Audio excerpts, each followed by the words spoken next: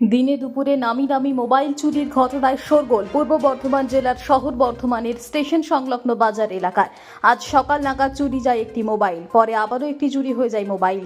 ঘটনা জানাজানি হতেই ময়দানে নামে ব্যবসায়ী সমিতির সদস্যরা সহ সাধারণ মানুষ। হাতে নাতে ধরে ফেলে এক যুবককে। সেই যুবকের কাছ থেকে উদ্ধার হয় একটি চুরি যাওয়া মোবাইল চুরির ঘটনায় জড়িত থাকা যুবকের বাড়ি আসানসোলে বলে জানা গেছে। তবে যুবককে ধরে জিজ্ঞাসাবাদ করলে সে অস্বীকার করে মোবাইল চুরির ঘটনা। তবে যার মোবাইল চুরি হয় সেই ব্যক্তি জানিয়েছেন যুবকের কাছ থেকেই পাওয়া যায় তার হারিয়ে যাওয়া বা চুরি যাওয়া মোবাইল ফোনটি।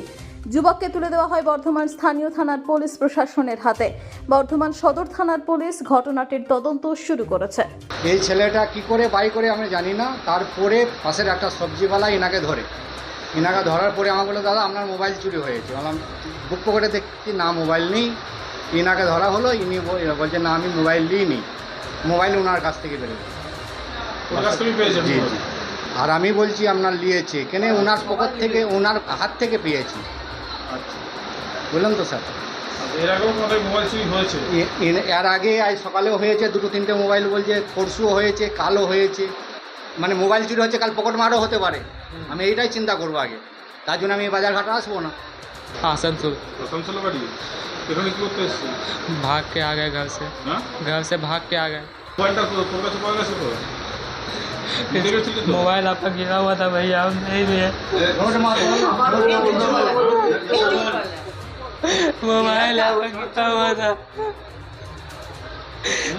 इसका मोबाइल गिरा हुआ था भैया, हम सच बोलते हैं।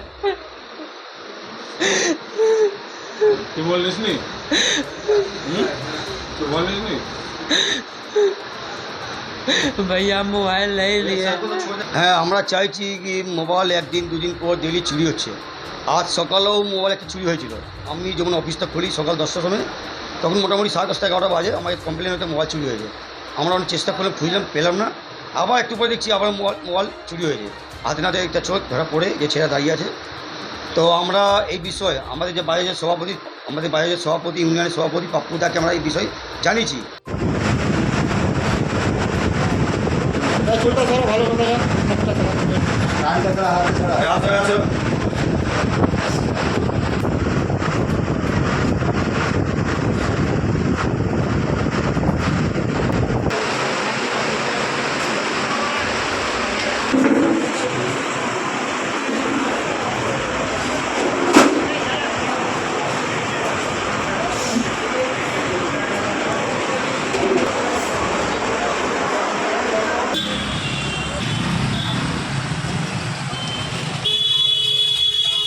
আপনারা দেখছেন সংবাদ শিরোনাম।